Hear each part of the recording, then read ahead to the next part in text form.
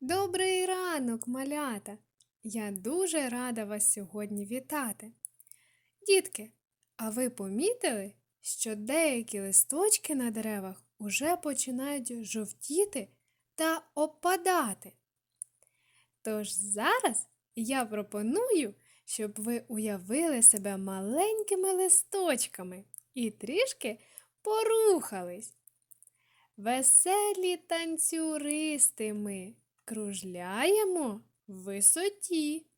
Листки, листки, листочки, червоні й золоті. Збираємось ми з граями, з топольок та беріз. Злітаємо, кружляємо і падаємо вниз. Так, молодчинки! Сьогодні до нас у гості завітав ведмедик, і він дуже хоче дізнатися більше про осінь. Розкажемо йому, малята? Так. Отож, що ми можемо сказати про осінь? Яка вона? Якого кольору стали листочки на деревах? Чому їх стає менше? Що нам дарує осінь? Чим ми можемо поласувати? Чому восени часто з собою приходиться носити парасольку? Чи подобається вам осінь? Чому? Дякую, малята! Ви дуже гарно розповіли нашому ведмедикові про осінь. І він запрошує вас прогулятися осіннім лісом. Погляньте уважно на картинку та скажіть, що ви там бачите?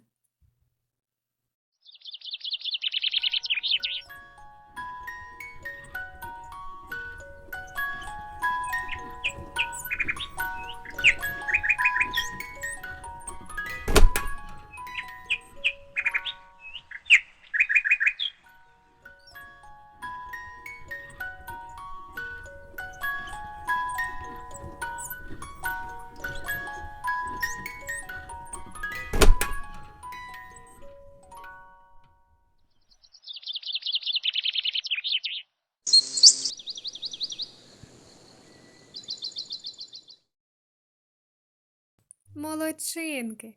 Я дякую вам за відповідь. Погляньте, що ми знайшли на галявині. Це грибочки.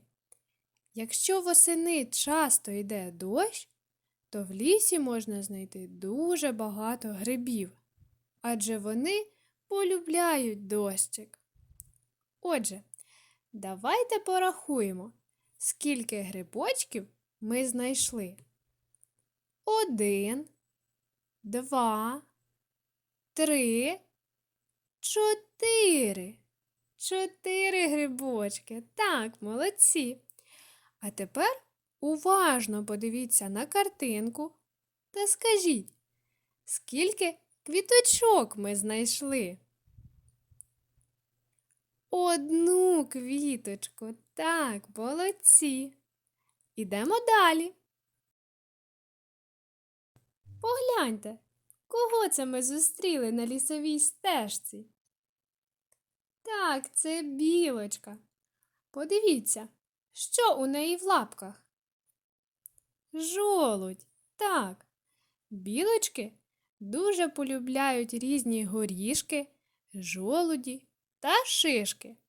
З них вони роблять собі запаси, адже скоро прийде зима, все вкриється білим снігом, і білочці буде не так легко знайти собі їжу. Тож вона запасається ще з осени. А зараз давайте трішки порухаємось з нашою білочкою.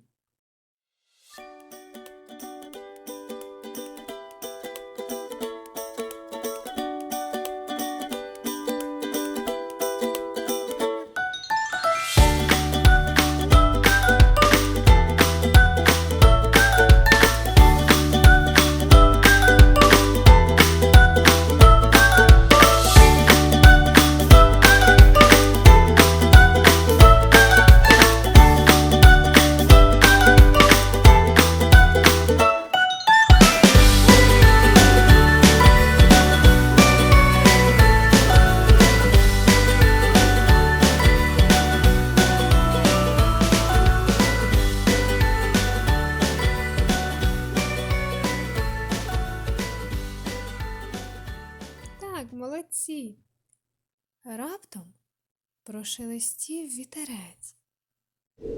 Сірі хмари набігли, почулись перші краплі дощу.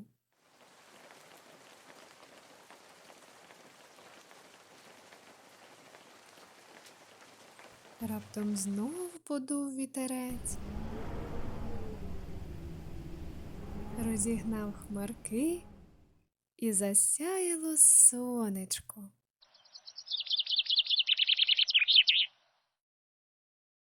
Наш ведмедик дуже дякує вам за цікаву подорож. Але, на жаль, час прощатись. Ви гарно працювали. До побачення!